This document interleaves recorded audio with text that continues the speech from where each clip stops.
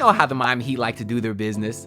They like to mine in undrafted territory and find the Duncan Robinsons and Gabe Vincents and Kendrick Nunns. But every once in a while, they also uncover a gem in the second round. Well, sometimes. Truthfully, they don't have a lot of luck with their second round picks. I mean, they did get Josh Richardson, but they also got KZ Okpala. Remember when we were calling him Baby Giannis? What a time to be alive that was. But anyways, the Heat really don't have a lot of second round picks because they're usually attaching them in a salary dump for Dwayne Dedmon because of horrible asset management, or they're trading 3 of them to get KZ Okpala, which is exactly what they did. Because if y'all remember, actually in that 2019 draft, the Heat actually took Bol Bol before trading him to Denver.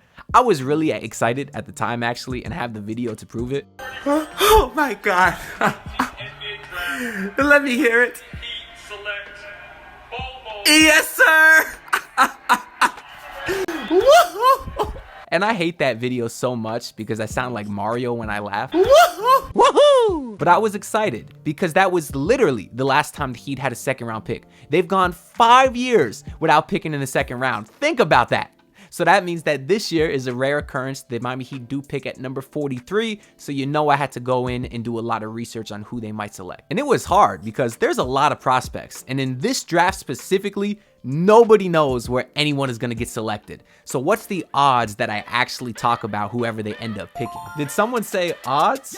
Looking to up your game in sports betting? Meet OddsJam, your ultimate ally in the world of data-driven wagering. With over 260 sportsbooks under its belt, OddsJam is the go-to place for savvy bettors. And here's how it works. OddsJam's arbitrage tool scans the market in real time, spotting differences in betting lines across different sportsbooks. This means that you can lock in risk-free profits by betting both sides of the market. But wait, there's more. OddsJam also provides a positive EV calculator to help you optimize your bets and a handy bet tracker to monitor your profits. By using OddsJam, you're not just betting smarter, you're betting more responsibly, leading to long-term profitability. And here's the kicker. They offer a 7-day free trial. Ready to try it out? Use promo code Anthony to get 35% off your first month. Secure your bets with confidence and make informed decisions using OddsJam. So what I did is I broke it down into 3 different categories and we got one guy for each one of those categories. So you guys can let me know kind of which direction you think the Heat should lean in. The first category I got is ready to play now offense, a guy that I think can come in and contribute immediately on the offensive side of the ball. So this first guy is actually my top pick for who I'm praying falls to them in the second round. And it's Baylor Scheierman, a 6'7" guard super senior from Creighton. And I'm not gonna lie to y'all, he became my favorite player pretty quickly once I started doing my research. One, because he has an awesome name. I mean, Baylor Scheierman, that sounds dope. And also, the first picture I ever seen of him was in a Bleacher Report mock draft, and he kind of looked like white chocolate physically. So I was like, that's gotta be my guy. But when I saw that picture, I looked up his stats, and I loved them. Keep in mind, he's a 6'7" guard coming in at 205 pounds, and in his super season at Creighton, or super senior season at Creighton, he averaged almost 19 points a game. But get this, he shot 38% from 3 on over 8 attempts a night. So the boy is the sniper. You know we love that because the Heat could use some scoring. But look at his rebounding numbers. As a guard, he got 9 boards a game. So between the shooting and the rebounding, he's kind of everything the Heat need balled up into one player. He's not super athletic, and the pro comp they had for him was Joe Ingles, but I think maybe a younger Joe Ingles is a better comparison because Scheierman is not super athletic, but he doesn't move as slow as Joe Ingles, or at least how I imagine Joe Ingles, which is today's Joe Ingles, which is a very old, slow, grandpa-looking player. But this guy, Baylor, can move the ball. He has excellent vision. His passing highlights are quite impressive as well, and he got a strap from deep. The boy is the lefty, so the shot looks a little bit awkward to me, but he got range, he got quick release, he got great arc, and overall, he's a guy that I think just is ready to play right now and can come give some buckets to the Miami Heat. And at 23 years old, he's a guy that obviously isn't as much of a project, and for a team that's trying to win now, that's something I kind of like as well. And the second category I got is a ready to play now player defensive specialist. And for that, I got Ryan Dunn, who is a 6'8" power forward from Virginia with a 7'1" wingspan. And just to right off the bat give you an idea of who he is as a player, his pro comps are Matisse Thybulle and Herb Jones. I like one of those guys much more than the other because that boy Herb Jones shot over 40% from 3 last year. So if Ryan Dunn can ever do that, he's going to be a very special player. Now, I doubt it, at least at first, because if you look at his second season at Virginia, in which he only played 2 seasons at Virginia, so he's a little bit younger, but I still think he's ready to play now because of the defense. Just watch the highlights on the screen. But anyways, in his second season, he only averaged 8 points a night, but I want to point your direction to those 3-point percentage numbers, and he was 20% from 3. He only made 7 on the season. I think it was like 7 to 35. So obviously that's not something that you're really looking for with Ryan Dunn. His form is a bit awkward. The follow through is not bad, but the way he, squares up his body and kicks his legs, it's a little bit inconsistent. But we don't care about the offense because he's in the ready to play now defensive category. And the first time I came across his highlights was actually on Twitter. I think Draft Express posted a highlight clip, and my first reaction was, my God, this dude is athletic. And it's been a while since the Heat took someone in the draft that could really move like that. I know Jaime Jaquez was just in the dunk contest and stuff, but we know, like I was saying earlier, the Heat got a tendency to get these gritty, hardworking guys, all the categories, all the characteristics you think of when you think of white people, that's who the Heat usually go after. This guy is different. This guy has the tangibles. The 7'1" wingspan, that's got to be one of the most positive wingspans in the draft for a guy that's 6'8". So he's getting in the passing lane, he's getting steals, his defensive IQ is very, very high, and he's a guy that can literally contribute on the defensive end right now, a very switchable defender, which is perfect in the system that Eric Spoelstra runs. That's why I am a fan of this player, especially if the Heat decide to lean defense in the draft.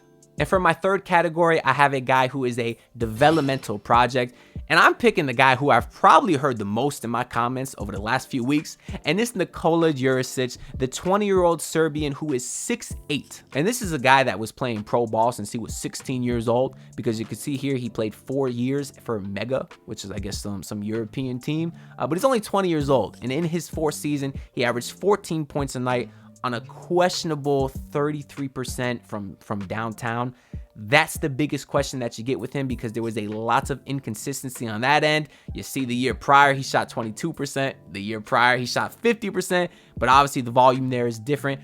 I'm not super concerned about his 3-point percentage, though, because his form to me looks beautiful. It has a super quick release, great follow through, jumps forward on his shot, so he has a great base, and most importantly, he has the confidence to let it fly. His shot selection reminds me a little bit of Max Strus as far as a guy who's not afraid to let it fly. And if a guy has that kind of confidence, that to me tells me that when he gets a little bit older, especially if he gets in this Heat developmental staff, I really think that's something that he can kind of perfect and then one day be close to a 40% 3-point shooter. I remember, speaking of second-round picks, Josh Richardson. His rookie season, he was pretty terrible. And I remember how it was documented. He was working with the Heat shooting coach, and the shooting coach kind of told him, focus on putting, your base straight, square it up with the rim. Instead of having your feet pointed away, have them pointed towards the rim. And ever since that point, Josh Richardson, mid-rookie season, became a near 40% 3-point shooter. So obviously, if the Heat got this guy, Nikola Djurisic, in their system, I really think they can turn him into a pretty incredible player. Now, in the mid-range, he thrives and driving to the basket. So he's a guy that he really projects as a great 3-level scorer, which is rare in today's NBA. And his footwork when driving, when taking mid-range shots is incredible. He has great pump fakes. He can change the pace, pivots and spins, and just overall, he knows how to get to the basket. And at 6'8", he does not shy away from contact. So that's something that has me very excited for him as well. If you look at his assist numbers, they're not super high, only had just under 3 last season, but watch the highlights. Anyone who has watched him play actual games, of real basketball will tell you that his vision is incredible. His offensive anticipation is awesome. His offensive IQ is just great. And he has some pretty flashy passes. And I think that's also a great skill because as he continues to hone in on that three-point shooting, defenses will come out to him. He continued to find guys back door. He's already been a great lob passer and just overall is a great prospect, an all-around prospect, because even his defensive IQ is great. He's already great at playing in the passing lanes, averaged a steal a night for the last couple seasons there, and his on-ball defense, I've read, is progressing as well. He obviously has the size to be great on that end. The reason he seems as a little bit more of a project compared to the other guys is, one, obviously he's a couple years younger. Well, he's only 1 year younger than Ryan Dunn, but he's a few years younger than, you know, Baylor, what was his name? Baylor Scheierman. I'm still trying to remember how to pronounce that. And he's also younger than some other names I've seen at the guard position, like Cam Spencer and guys like that. And obviously he still has to work on his jump shot and just overall, I guess, getting used to the American game. I don't know how much of an adjustment that is.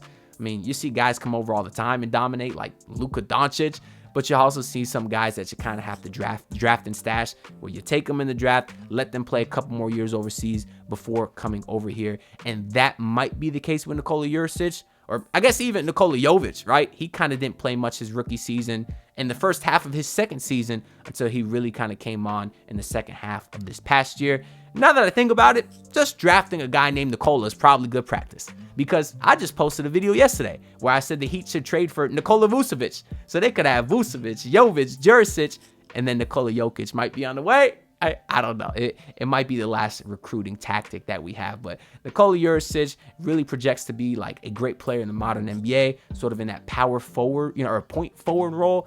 And he's a guy that I would really like to take on if the Heat decide to go the developmental route. So out of those three categories, the one that I want to lean into the most is obviously a ready to play now guy on the offense. I don't really want a project in general, just because I'm trying to win in Jimmy Butler's window. Shams was reporting today that Jimmy's still happy here. He's likely staying. So why would you want to waste Jimmy Butler's prime?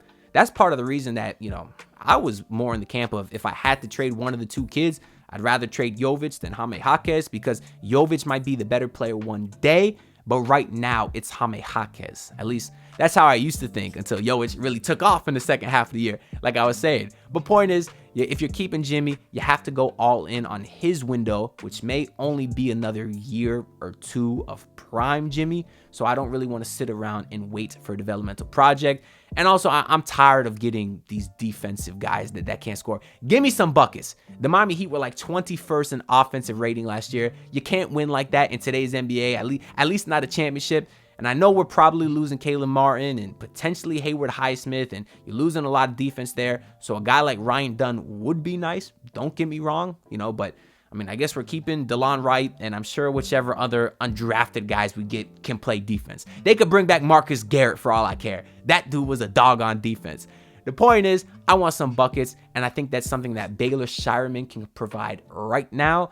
And especially since I'm looking to make some moves, if they are trading away some of their bigger contracts like Duncan Robinson, Tyler Hero, Terry Rozier, a lot of those guys are offensive-minded guards. So if you ship them out for a whale, then getting a guy like Baylor in the second round will provide some scoring depth to your bench that I think will be very critical. But that's all I got to say for this video. Let me know which direction you think the Heat should lean in the second round, and if you like any of these guys, and if not, who do you like? Let me know down below, and I'll do some more research and maybe have another video out on those guys. So make sure to like the video so it helps the algorithm, boosts us out to everyone, and subscribe, because I'm less than 800 away from 5,000, and the goal is to get there before the start of next season. Shout out to OddsJam, the sponsor. They are linked down below, and I'll see y'all next time. Peace out. Look, pull up in your city, tryna get that dead face.